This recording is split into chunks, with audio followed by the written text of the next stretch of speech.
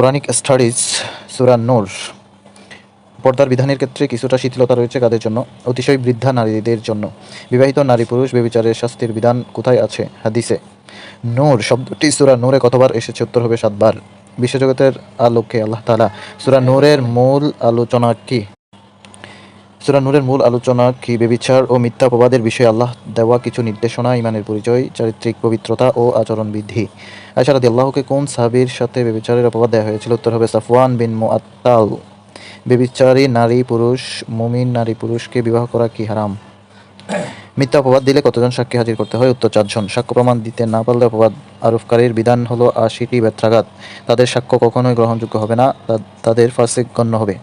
সর্বপ্রথম কোন সাহাবী নিজ স্ত্রীর বিরুদ্ধে ব্যভিচারের অপবাদ দেয়? হেলাল ইবনে উমাইয়াহ রাদিয়াল্লাহু তাআলা। লিয়ান কাকে বলে? নিজ স্ত্রীকে ব্যভিচারের অভিযোগ করে অভিসম্পাদ করা। 4 জন সাক্ষীর স্থলাভিষিক্ত কি? 4বার শপথ করা। লিয়ান শব্দের অর্থ হচ্ছে অভিসম্পাদ করা। ইফকের ঘটনার মূল হোতাকে? আব্দুল্লাহ ইবনে উবাই। মিস্তাহ ইবনে আসাসাহ আবু বকর রাদিয়াল্লাহু এর সম্পর্কে কি হন? উত্তর হবে খালাতো ভাই। 7টি সর্বনাশা বিষয়ের একটি কি? উত্তর হলো সতী সাধ্বী নারীদের ব্যভিচারের অপবাদ দেয়া। মুহসানাত শব্দের অর্থ হচ্ছে সতী সাধ্বী স্ত্রী লোকগণ বা স্ত্রীগণ। কারো গৃহে প্রবেশের পূর্বে অনুমতি প্রার্থনার বিধান কেন? ব্যভিচারের পথ বন্ধ করা। কোনো গৃহে প্রবেশের অনুমতি কিভাবে নিতে হয়? গৃহবাসীর অনুমতি চাওয়া ও সালাম দেওয়া।